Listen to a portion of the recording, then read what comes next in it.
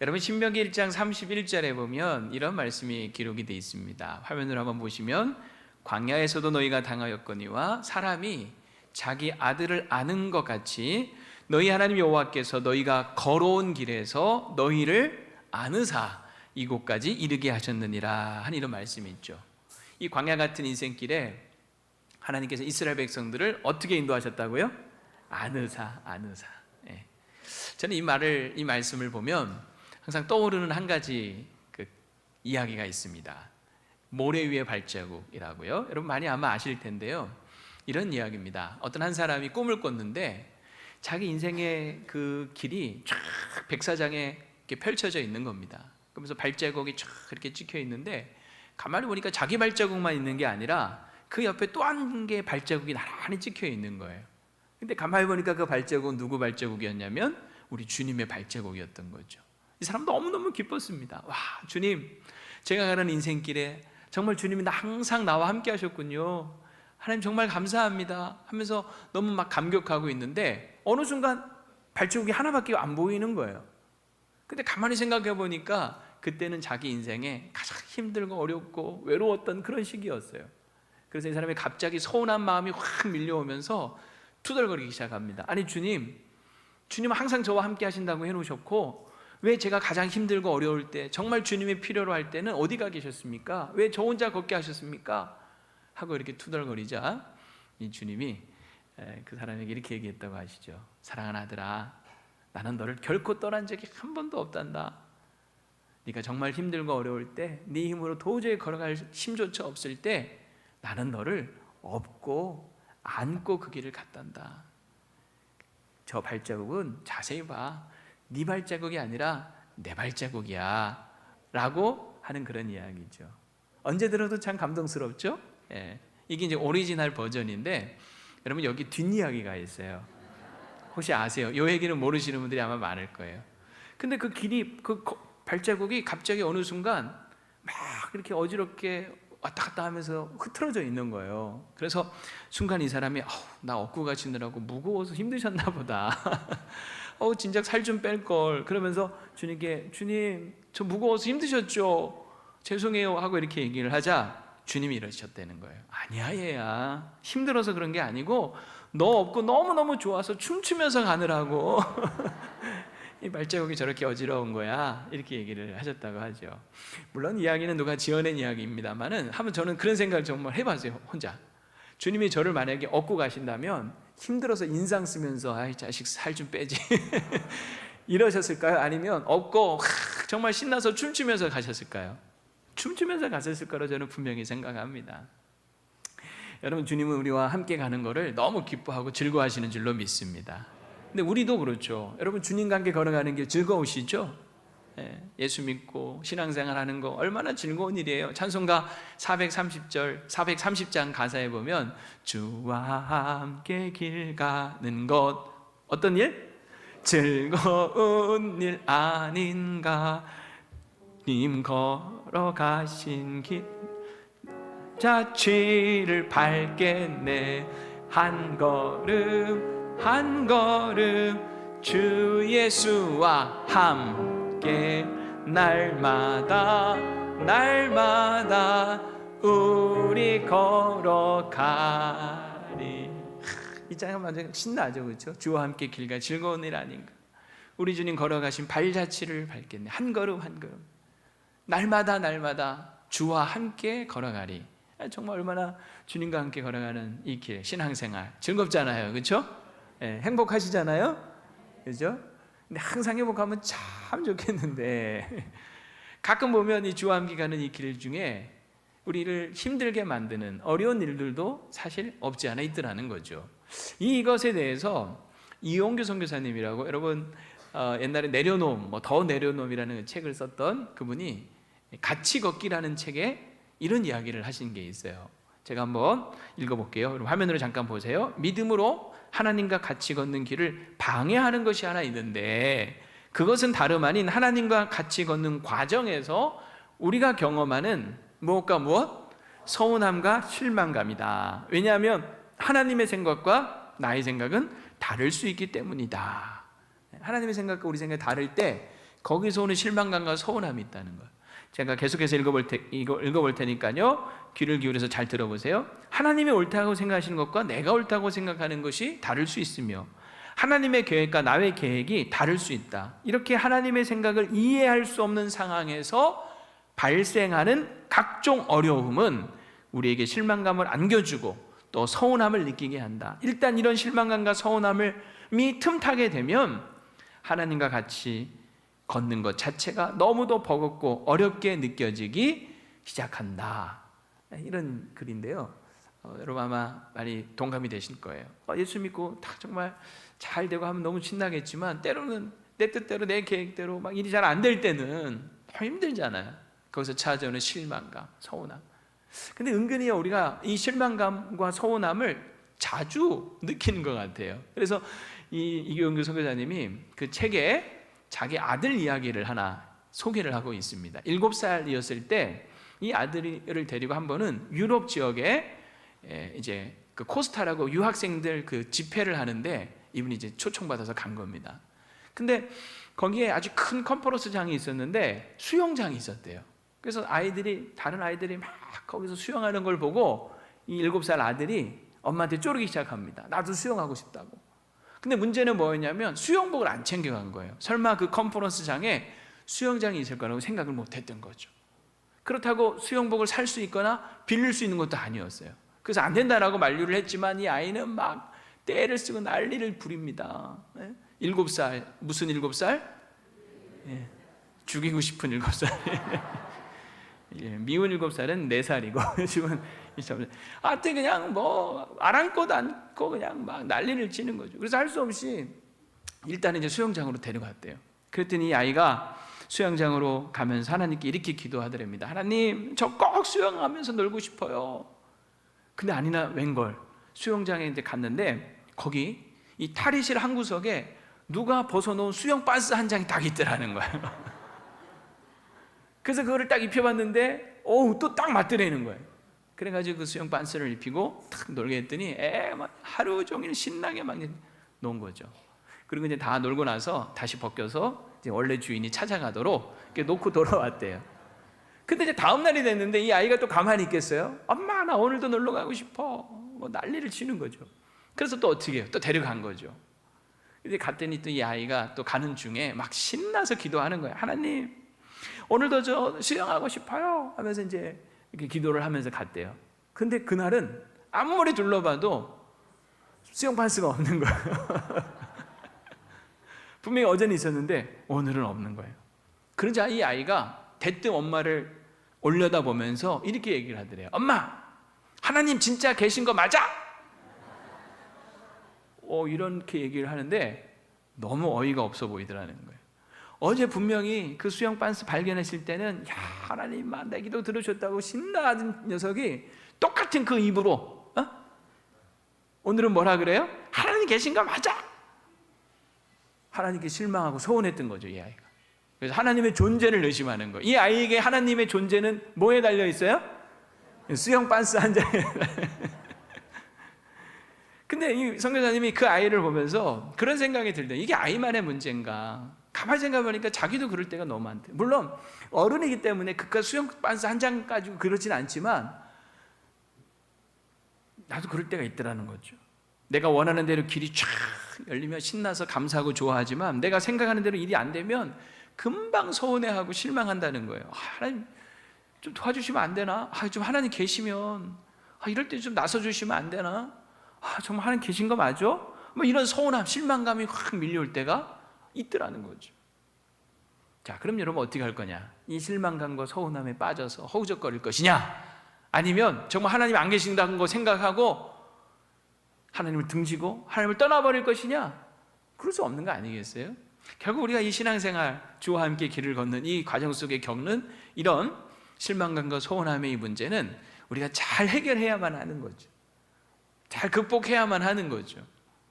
이걸 어떻게 해석을 할 것이냐 하는 게 우리에게 참 중요한 것 같아요. 오늘 본문 속에서 우리가 이런 문제가 생겼을 때 우리가 어떻게 이것을 생각을 하고 해석을 할 것인지 한번 생각을 해보려고 합니다. 오늘 이 본문의 내용은 사실 이제 16장을 읽었지만 15장부터 연결되는 내용이에요. 이 사도행전 15장에 보면 바울이 2차 전도 여행을 떠나게 됩니다.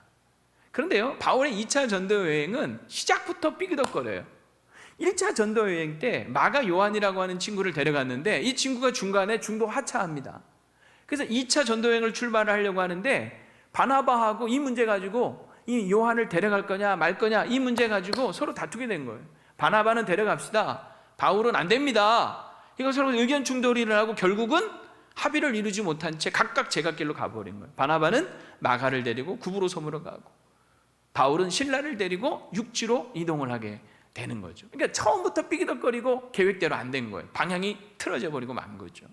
자, 이 2차 전도 여행에 대해서 제가 이제 PPT 지도를 보면서 여러분에게 간단하게 한번 설명을 한번 드려볼 테니까요. 잘 들어보시기 바랍니다. 자, 저기 보면 수리아 안디옥이라고 하는 교회가 있어요. 저희가 출발점인데 원래는 아마 바나바와 함께 그 밑에 바다에 보면 거북이처럼 생긴 구브로 섬이 있어요. 원래 글로 가려고 했었을 것 같아요. 근데 수가 틀어졌다 그랬잖아요. 그죠? 그래서 길이 어긋나면서 바울은 신라를 데리고 이제 육지로 이동을 하는 거죠. 이 바울의 생각은 뭐였냐면 1차 전도 여행지였던 저 동그라미 흰 동그라미 점선 안에 있는 갈라디아 지역에 있는 교회들을 돌아보고 아시아의 수도였던 에베소로 향하여 가는 것이었어요. 계속 한번 클릭해 줘 보세요. 그래서 쭉 다소를 거쳐서 그다음에 더베와 그리고 루스드라에서 누구를 만나면 디모데를 만나죠. 그래서 디모데를 데리고 계속 길을 갑니다. 그래서 이고니온과 또 BCD 안디옥을 거쳐서 그는 어디로 가려고 그러냐면 점선 점점점점점 가 있는 저기가 어디냐면 아시아의 수도인 에베소를 가려고 했던 거예요. 그래서 오늘 본문의 6절에 보면 바울이 아시아로 가려고 하거나 할 때 이 아시아는 사실 에베소라고 생각하시면 되는 거예요. 그런데 오늘 6절에 보니까 말씀을 성령이 거기서 전하지 못하게 막으십니다. 성경으로 가겠다는데 하나님이 도와주시는 못하고 열어주시지는 못하고 막으시는 거예요. 희한하죠? 그래서 어쨌든 바울은 글로 못 가고 위로 좀 올라갔어요. 그래서 루시아를 지나서 비두니아 위쪽으로 이렇게 올라가려고 했던 거예요. 이 아시아 지역을 돌려고 했던 거죠. 밑에가 안 되니까 그럼 위쪽으로 가야 되겠다라고 했는데 오늘 또 여러분 7절에 보면 비두니아를 가고자 애쓰되 예수의 영이 허락하지 않으시는 거예요. 그래서 할 수 없이 이제 위로도 못 가고 아래도 못 가는 거 어떻게 해요? 쭉 가운데로 가서 어디까지 가냐면 드로아라고 하는 곳까지 간 거예요. 저 드로아는 항구 도시예요. 더 이상 갈 수가 없어요. 더 가면 바다예요. 길이 막힌 거죠. 바울의 원래 계획에는 전혀 없었던 곳까지 와버린 겁니다. 그런데 거기에서 밤에 환상을 보는 거예요. 마게도냐 사람이 와서 우리를 도우라 하는 환상을 보고 바울은 하나님 이것 때문에 나를 여기까지 인도했구나 확신을 갖고 자 이제 보시면 저 드로아에서 배 타고 보이시죠? 바다를 건너서 어디로 가냐면 마게도냐의 첫 성인 네아폴리로 가요. 네아폴리 거기 도착을 해서 거기 바로 옆에 있는 빌립보로 갑니다. 그래서 이 2차 전도여행 때 생각지도 못하게 빌립보까지 가서 거기 교회를 세워요. 빌립보 교회. 그리고 또 조금 더 가서 데살로니가에 또 교회를 세워요. 그리고 데살로니가에서 좀 내려와서 베레아에서 복음을 전하죠. 계속 클릭해 주세요. 그 베레아에서 어디로 가냐면 좀 밑으로 가보면 지금 쭉 따라 내려가는 아덴이라고 하는 이곳은 그리스 헬라 아가야 지역이라고 하는 여기까지 내려오고 그 아덴에서 조금 더 가서 그 유명한 고린도 교회까지 가는 거예요. 그래서 1년 6개월 동안 고린도에서 복음을 전하고 교회를 세우면서 거기에 중요한 브리스길라와 아굴라라고 하는 동역자를 만납니다. 부부죠. 바울의 평생에 남은 복음 사역에 정말 큰 힘이 됐던 이 두 사람을 거기서 만나는 거예요. 그리고 여기서 이 고린도에 머무는 동안에 바울은 성경을 우리가 알고 있는 성경을 기록하는데 그게 무슨 성경이냐면 저 데살로니가에 보냈던 데살로니가 전서와 후서를 쓰게 돼요. 계속 클릭해 주세요. 그리고 또 갈라디아 지역에서 소식을 듣고 갈라디아 지역에 보내는 서신을 또 써요. 그게 무슨 서신일까요? 갈라디아서를 쓰게 되는 거예요. 여기서 성경을 기록하게 되는 거죠. 그리고 나서 바울은 이 고린도에서 사역을 정리하고 이 브리스길라와 아굴라를 데리고 원래 가려고 했던 에베소로 갑니다. 그리고 그 에베소에 이 브리스길 아굴라를 남겨두고 내가 다시 올게 하고 3차 전도여행 때 이 에베소에 주로 사역을 했는데 교두보를 확보한 채 바울은 혼자 이제 예루살렘으로 돌아와서 다시 수리아 안디옥으로 올라가는 이 2차 전도 여행이 이루어지는 거예요. 재밌죠? 성경을 우리가 지도랑 이렇게 보면 참 재밌어요. 그렇죠? 네. 이제 앞으로 우리 어성경 읽어지네 할 때 이런 거 다시 한번 했으면 좋겠는데, 아무튼 그러니까 여러분 2차 전도 여행을 이렇게 가만히 보면 처음부터 계속해서 바울의 계획대로 된 건 있어요, 없어요?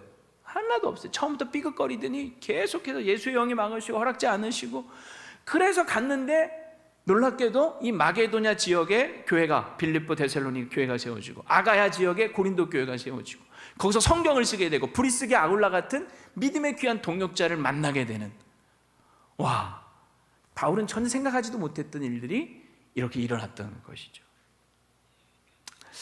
여러분, 그런 거예요.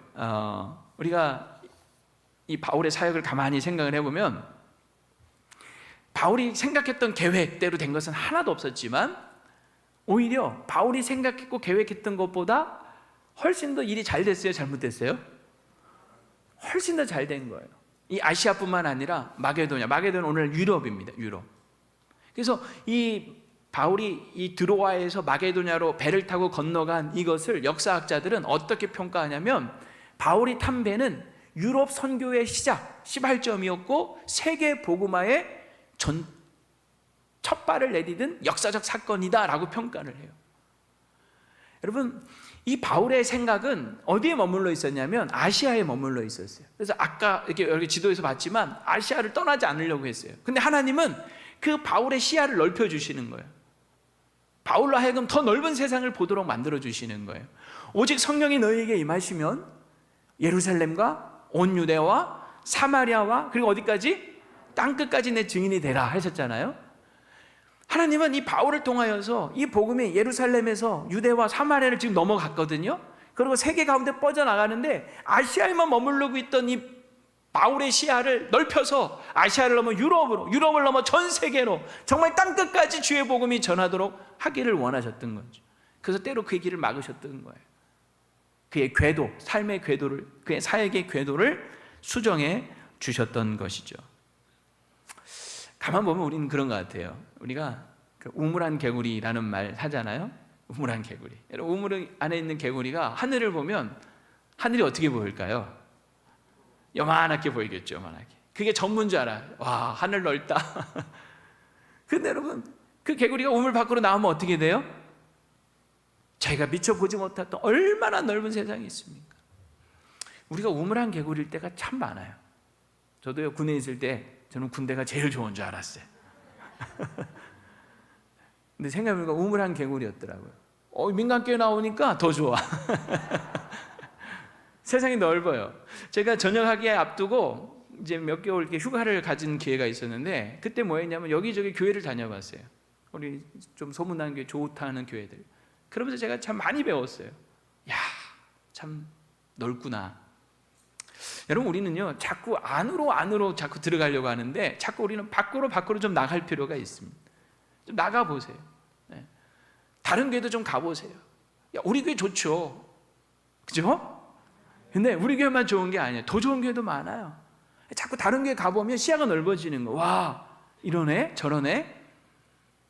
우리 장로님들도요, 꼭 우리 교회 뭐 꼭 올라가고 하지 마시고 다른 교회 한번 가보세요. 자꾸 시야가 넓어질 겁니다. 그래도 매주 가지는 마시고 가끔 한 번씩 가보세요. 휴가 내서 가끔 다른 교회들 한번 가보세요. 아웃리치라고 하죠. 밖으로 나가는 거. 해외에 나가고 다른 데 가보고 다른 교회 가보고 탐방해보고. 이게 우리 시야가 넓어지는 하나의 방법인 거예요. 아웃 오브 보트. 아까 우리 보철이 형제 찬양할 때 보트 밖으로 나오라고 주님 손짓하잖아요. 보트는 얼마나 쪼만해요. 물 밖으로 나가면 엄청난 바다가 있는데 우리는 이 보트가 안전하다고 생각하고 요 아래만 머물라고 하는 거죠. 주님이 오라는 거예요. 보트 밖으로 나오라는 거예요. 주님을 믿고 보트 밖으로 나가는 그 첫걸음, 첫발, 마게도냐에서 다시 드로아에서 마게도냐로 넘어가는 그 첫발, 아시아에서 유럽으로 넘어가는 그 첫발, 이게 얼마나 중요하냐는 거예요. 여러분, 보트 밖으로 주님을 의지해서 나갈 수 있게 되기를 축복합니다. 다른 나라도 좀 가보시고 시야가 점점 넓어져야 돼요. 그래서 그래야 우리 가슴이 뛰고 흥분되는 거 아니겠습니까? 하나님의 생각은요, 우리가 생각하는 것보다 훨씬 크고 높아요. 이사야서 55장 8절 9절에 보면 이런 말씀이 있어요. 이는 내 생각이 너희 생각과 다르며 내 길은 너희 길과 다름이니라. 여호와의 말씀. 자, 우리는 여기서 실망하죠. 다르다니. 내 생각과 하나님의 생각이 다르고 내 길과 하나님의 길이 다르다. 아야, 실망해. 그런데요, 중요한 건 뭐냐면 실망할 이유가 한 개도 없는 게 그 다음 구절이 중요해요. 이는 하늘이 땅보다 높은 같이 내 길은 너희 길보다 뭐하며?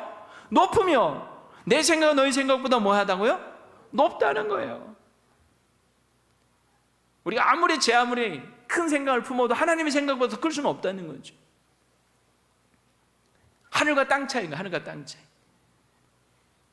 여러분, 우리 인생을 향한 하나님의 계획은 내가 생각하는 것보다 훨씬 크고 위대하다는 사실을 기억하시기 바랍니다. 위대한 인생을 우리가 살았으면 좋겠어요. 위대한 인생, 위대한 기도를 하나님 앞에 올려드리고 자꾸 내 안에 갇히려고 하지 마세요. 하나님이 이 바울의 이 2차 전도 여행 중에 계속 길을 막으셨던 것은 그가 잘못해서가 아니라 그를 향한 더 큰 일들을 행하기를 원하셨기 때문인 거예요. 성경에 보면 하나님은 항상 믿음의 사람들을 그렇게 쓰셨어요. 믿음의 사람들이 가지고 있는 한계라는 것이 있었어요. 그러나 하나님은 그 한계에 머물지 않으시고 그들을 훨씬 더 크게, 높게, 영광스럽고 위대하게 쓰시더라는 거예요. 아브라함을 한번 볼까요? 아브라함은요, 갈대 우르에서 아버지가 뭐하는 사람이 우상 만들어 팔던 사람이었어요. 그런 사람을 하나님은 불러내신 거예요. 불러내서 가나안 땅에 가게 하시고 거기에서 하나님 나라를 이루는 믿음의 조상으로 삼으신 거예요. 아브라함을 아브라함, 열국의 아버지로 바꿔주시고 그의 안에 사레를 사라로, 열국의 어미로 바꿔주셔서 믿음의 기틀을, 하나님 나라의 초석을 놓게 하신 거죠. 아브라함이란 그 사람, 한 사람은 지극히 작고 보잘것없는 사람이었지만 위대하신 하나님은 그를 그렇게 크게 쓰시는 거죠. 야곱을 한번 보세요. 야곱은 수많은 사기꾼 아니었습니까? 아버지 속이고 형 속이고 삼촌도 속이고, 그런 사기꾼 같은 야곱을, 지렁이 같은 버러지 같은 그 야곱을 하나님께서 고치시고 크게 만드시는, 그래서 이스라엘로 바꿔주시죠. 하나님의 왕자처럼 그를 만들어주시고 12아들을 낳고 12지파가 되게 하셔서 이스라엘 민족을 이루게 하시는 거예요. 와, 야곱이라고 하는 그 한 사람, 그가 가지고 있는 한계가 요만하다면 하나님은 훨씬 더 큰 계획을 그를 통해 이루신 거죠. 요셉이라고 하는 사람도 보세요. 그는 형들의 미움을 받아서 노예로, 또 나중에는 억울하게 죄수로 끌려가서 감옥에서 끝낼 인생 아니었습니까? 그러나 하나님은 그를 그렇게 끝나게 하지 않으시죠. 결국 그를 높이시고 위대하게 만드셔서 기근 속에서 그 시대 많은 사람들을 살렸을 뿐만 아니라 자기 형제들과 가족들을 다 애굽으로 이주시켜서 거기서 번성케 만드는 일에, 하나님 나라의 구속사를 이루는 일에 쓰시는 거예요. 요셉이라고 하는 한 사람이, 그 한 사람의 인생이 하나님 나라를 이루는 일에 정말 중요한 역할을 하게 만들어 주시는 거죠.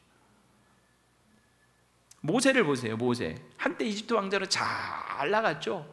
그러다가 어떻게 돼요? 하루아침에 도망자 신세로 40년 동안 광야에서 잊혀진 사람이 되고 말지 않습니까? 그러나 하나님은 그를 그냥 버려두지 아니하시고 나이 80에 부르시는 거죠. 그리고 120세까지, 죽을 때까지 쓰시는 거예요. 우리 여기 연세대 많이 드신 분들 계시지만 정말 주님 앞에 죽을 때까지 쓰임받게 되길 축복합니다.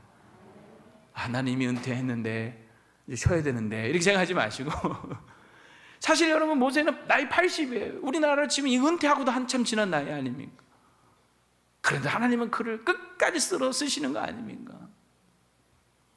우리 원로 목사님 어제도 이제 제가 한번 전화 한번 드렸더니 필리핀에서 그냥 목소리가 얼마나 힘이 넘치시는지, 거기서 그 필리핀 선교 그 현지 목사님들 그 목회 이런 거 막 가르치시고 또 주일날 말씀 선포하시고 하신다고 아주 너무 신나 하시더라고요.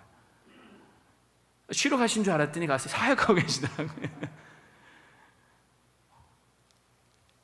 우리가 하나님 앞에 갈 때까지 힘있게 일할 수 있게 되길 축복합니다. 다윗을 보세요. 그저 아무도 주목하지 않는 이세 8번째 아들로 태어나서 그저 양이나 치던 목동 아니었어요. 그러나 하나님은 그를 향한 놀라운 계획을 가지시고 하나님의 뜻을 이루기 위해 그를 택하고 부르셔서 이스라엘 위대한 성군으로 만드시고 그의 계보를 통하여 예수 그리스도 구속자 그리스도를 이 땅에 보내시는 일을 감당하게 하시잖아요.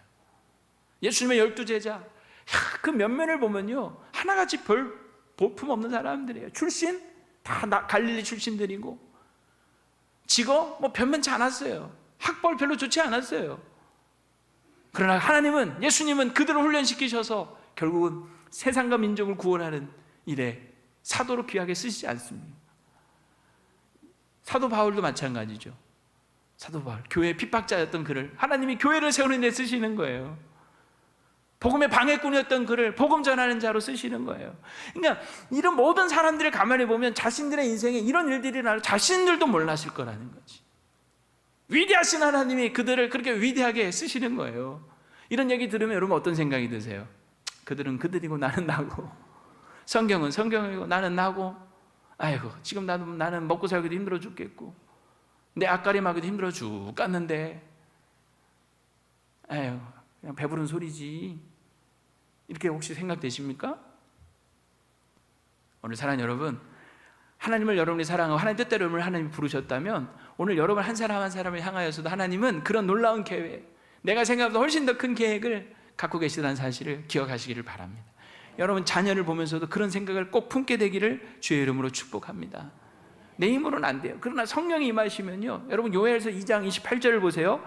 그 후에 내가 내 영을 만민에게 부어주리니, 다 같이 그 다음 읽어봅시다. 시작. 너희 자녀들이 장래일을 말할 것이며 너희 늙은이는 꿈을 꾸며 너희 젊은이는 이상을 볼 것이며, 할렐루야. 이런 말씀 들으면 여러분 가슴이 뛰어야 돼요. 뛰지 않으세요? 여기 보세요. 생각해 보세요. 너희 자녀들, 이 철없는, 철딱선이 없는 이 자녀들이 맨날 때만 쓸 줄 알고 맨날 그냥 엄마 속만 긁는 줄 알았는데 성령 받고 성령으로 충만해져 버리니까 아이들이 장래일을 말하는 거야. 예언을 하는 거예요. 앞으로 나는 어떻게 될 거라고, 나는 어떻게 쓰임 받을 거라고 막 이런 말을 막 하는 거야. 이번 수련회 우리 성경학교 통해서 아이들이 이렇게 성령 받고 장래일을 말하는 우리 아이들이 되었으면 좋겠어요. 이 자녀들이, 어린 자녀들이, 철딱선이 없는 자녀들이 장래일을 말하는 거예요. 다 힘 빠져서 늙어서 이제는 천국 갈 날만 생각하는 줄 알았는데 늙은이들이, 죄송해요 표현이라서 성경에 써 있으니까 할 수 없어. 여기 늙은이들이 뭐래요? 꿈을 꾼대잖아요. 이 나이에 무슨 꿈이야, 10대 20대 때나 꿈꾸는 거지. 그게 아니에요. 성령으로 충만해져 버리니까 늙은이들이 꿈을 꾸는 거야. 내 남은 인생 내가 하나님 어떻게 쓰임받을 것인가, 막 꿈을 꾸는 거죠. 젊은이들이 환상을 보는 거예요. 젊은이들은 늘 현실에 급급해요. 취업도 급하고 결혼도 급하고. 그래서 젊은이들 오히려 비전을, 꿈을, 환상을 보기가 어려워. 근데 젊은이들이 성령으로 충만해지니까 막 청년들이 환상을 보는 거예요. 오늘 마게도냐 환상을 본 것처럼 하나님께서 나를 어떻게 쓰실 것인가에 대해서 막 가슴이 뛰고 환상을 보는 거예요. 우리 청년들이 성령으로 이번에 충만해서 맨날 악몽 꾸고 도구 드림 꾸지 않고, 도구 드림이 뭐죠? 개꿈. 맨날 개꿈 꾸지 않고 환상을 볼 수 있게 되길 축복합니다. 젊은이들이 막 가슴에 뛰어요. 그래서 여러분, 우리 모두는 나이와 상관없어. 어린아이는 어린아이대로, 늙은이는 젊은이는 젊은이대로 어리다고 놀리지 말아요. 맞아요. 또 내 나이가 어때서 맞아요. 근데 여러분 노래는 잘 이렇게 하잖아. 어리다고 놀리지 말래. 내 나이가 어때서. 근데 정작 하나님 나라의 꿈은 꾸지 않고 있는 거야. 웃기지 않아요? 노래는 맨날 그렇게 하면서 정말 우리가 노래하는 것처럼 내 나이가 어때서, 내 나이가 어때서. 하나님 주시는 이런 비전과 꿈과 환상으로 가슴이 뛸 수 있었으면 좋겠어요. 한번 따라합시다. 심장이 뛰는 한 가슴 뛰는 일을 하자. 여러분 심장이 뛰잖아요. 살아있는 한 정말 내 가슴이 뛰어야 될 거 아니에요. 뭔가 주의 일에 흥분되는 마음이 있어야 될 거 아니에요.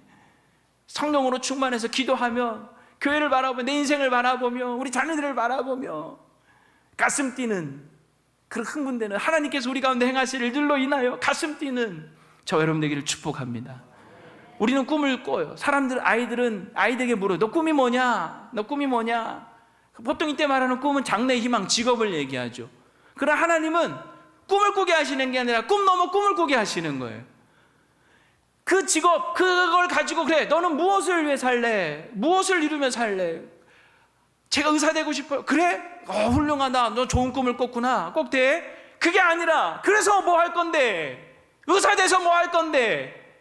꿈 넘어 꿈을 꾸게 하시는 거예요. 이게 정말 하나님 주시는 비전인 거죠.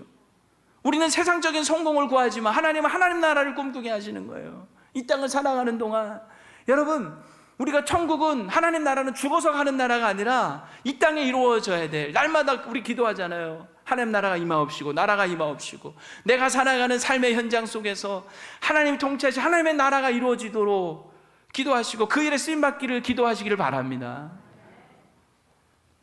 우리는 무성한 가지가 되기를 원하죠. 그러나 하나님은 그 무성한 가지가 담을 넘기를 원하는 거예요. 다른 사람을 이롭게 하는 삶. 우리는 공부해서 남주냐 하지만 하나님은 공부해서 남주기를 원하시는 거예요.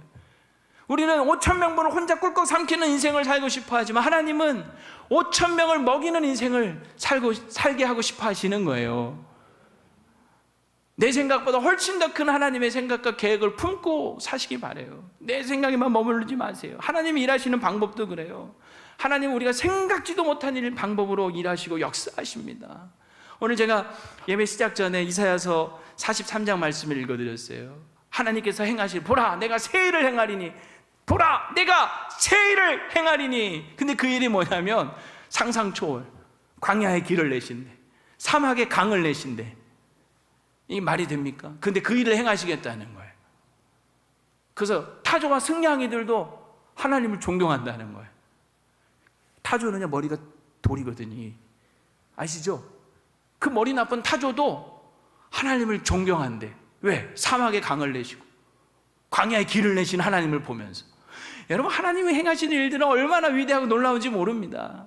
하나님을 제한하지 마세요. 우리 2부 찬양 때 늘 하는 웨이메이커, 길을 만드신 하나님, 홍해 가운데서도 길을 내시잖아요. 바닷길을. 미라클 워커, 기적을 행하시고, 프라미스 키퍼, 약속을 이루시는, Light in the darkness, 어둠 속에 빛이 되시는 그는 나의 하나님. 그 하나님 여러분, 저 여러분 믿으시지 않습니까? 그래서 저는 이 목회하면서 정말 이런 일들을 많이 경험해요. 야, 하나님 행하시는 일들을 보면 깜짝깜짝 놀랄 때가 많아요. 그래서 저희 좁은 생각으로 하나님을 어떻게 하든지 제한하는 우를 범하지 않도록, 행여나 나의 이 좁은 생각으로 하나님을 제한하면 안 된다, 늘 그런 생각으로 하나님을 제한하려고 하지 않으려고 애를 써요. 그리고 제 자신도 마찬가지예요. 내가 하나님을 믿는 사람인데 내 스스로의 어떤 한계에 갇혀서 내 스스로를 제한하는, 난 이거밖에 안 돼, 난 이것밖에 할 수 없어, 스스로 제한하려고 하지 않으려고 전 애를 쓰면서 살아요. 유리컵 속에 벼룩처럼 되지 않으려고 해요. 여러분, 유리컵 속에 벼룩이라는 얘기 아십니까? 사실 여러분, 우리가 벼룩 보면 에휴 저 띄어봤자 벼룩이지 하지만 사실 벼룩이 들으면요 굉장히 기분 나쁠 이야기예요. 왠지 아세요? 벼룩은요 자기 몸에 70배를 띈대요. 제가 이번에 설교 준비하면 다시 한번 검색을 해보니까요, 어떤 사람은 100배라 그래요. 100배. 어떤 사람은 200배래. 어떤 사람은 400배래. 아, 왜 이렇게 다르지? 벼룩마다 다르구나. 벼룩 다 능력이 다르니까. 뭐 얼마든지. 어쨌든 간에요, 벼룩은 엄청난 점프력을 가지고 있는 거예요. 뛰어봤자 벼룩 아닌 거예요. 벼룩은 최선을 다해 뛰는 거죠. 근데 그 벼룩을 실험을 한 거야. 이 유리컵에 딱 그 벼룩을 잡아서 가둬놓은 거예요. 그랬더니 벼룩이 처음에는 자기 있는 힘껏 막 뛰는 거죠. 근데 계속 뛰다 보니까 자꾸 유리벽에 뭐가 돼요? 머리를 부딪히는 거죠. 아무리 벼룩이라도 머리가 아프겠죠. 이거 뭐지? 그러다가 나중에는요 딱 부딪히지 않을 만큼만 뛴다는 거예요. 훨씬 더 많이 뛸 수 있는데 요만큼만. 머리 좋은 건가요? 야, 벼룩도 머리가 있네. 지금 머리 깨지지 않을 정도만 뛰네. 머리 좋은 건가요? 그런 줄 알았는데 이 컵을 딱 치우잖아요. 그럼 이제 어떻게 해야 돼요? 더 멀리 확 뛰어야 될 거 아니에요. 근데 딱 그만큼밖에 안 뛴다는. 스스로 뭐 하는 거야? 자신을 제한해버린 거지. 난 이거밖에, 더 이상 뛰면 안 돼. 더 이상 뛰면 죽어. 더 이상 뛰면 대가리 깨져. 이 생각을 하는 거야. 야, 이 유리컵 속에 벼룩처럼 될 수도 있겠구나. 내게 주신 능력은, 하나님이 내게 주신 능력은 어마어마한데, 하나님 나를 통해서 크신 일을 행하고 싶어하는 나는 나의 제한된, 학습된 실패 속에 나는 이거밖에 안 돼, 더 이상 하면 안 돼, 갇혀버리는 거죠. 교회를 보면서도 그래요. 우리 교회가 그동안 건강한 교회로 이렇게 아름답게 성장해 왔지만 우리 안에도 분명히 한계가 있잖아요. 근데 그 한계에 자꾸 우리가 머물고 갇히면 안 돼요. 이번에 우리가 교회 미래 설계 비전 TF를 구성하면서 많은 분들이 참여하고 계시는데 정말 좋은, 더 좋은 교회, 우리 오늘 장로님들 기도하셨지만 정말 세계적인 교회, 복에 근원되는 교회가 되기 위하여, 발돋움하기 위하여 얼마나 많은 좋은 아이디어들이 막 쏟아져 나오는지 몰라요. 근데 그런 거 보면서 혹시나 만에 하나, 에이 우리 교회는 안 돼, 주차장도 없잖아, 아이 우리 교회는 안 돼, 여기 주택가잖아, 야 우리 교회는 안 돼, 그동안 다 해봤어, 야 우리 교회는 안 돼, 다 옛날에 하다 만 거야, 소용없어, 뭐하러 지금도 좋은데 괜히 고생해, 해봐야 안 돼, 이렇게 우리 스스로가 갇히지 않았으면 좋겠어요. 오히려 시편 18편 29절 말씀처럼 내가 주를 의뢰하고 적군을 향해 달리며 내가 하나님을 의지하고 뭘 해요? 담을 뛰어넘는, 담장과 세대 한계를 뛰어넘는 우리 교회 되었으면 좋겠습니다. 여러분, 도박장에 없는 게 세 가지가 있대요. 뭐가 없을까요? 창문이 없고, 시계가 없고, 거울이 없대요. 안 가봐서 잘 모르시죠? 이 세 가지가 없대요. 왜 없냐? 창문을 제거해서 도박에 몰입하게, 밖에 보지 말고 도박만 해라. 시계를 없애서 시간 가는 줄 모르고 자신의 돈과 시간을 낭비하게 만드는, 탕진하게 만드는. 거울을 없애서 자기를 성찰하는 기회를 뺏어버린다는 거예요. 그래서 그냥 계속 그 도박장에 갇혀 살도록 만들어 버리는 거죠. 벗어나지 못하게 하는 거예요.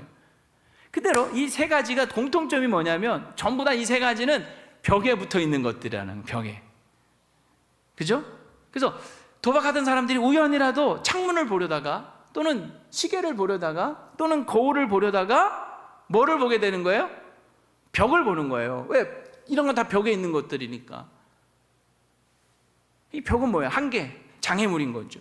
근데 이 벽을 보는 상황에 두 가지 반응이 나타날 수 있는 거예요. 하나는 그냥 계속 벽만 보는 거죠. 이 한계에 갇혀서. 그래서 다시 그 세계로, 그 도박의 세계로 빠져서 빠져나오지 못하는 거.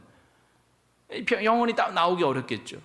그런데 반대로 또 하나의 반응은 뭐냐면 그 벽을 보면서 오히려 벽에 없는 창문을 찾는 거죠. 벽에 없는 시계를 찾는 거죠. 벽에 없는 거울을 찾는 거죠. 이 벽에 창문이 없네? 이 벽에 시계가 없네? 이 벽에 거울이 없네? 그래서 결국은 창문을 내고 시계를 달고 거울을 거는 거죠.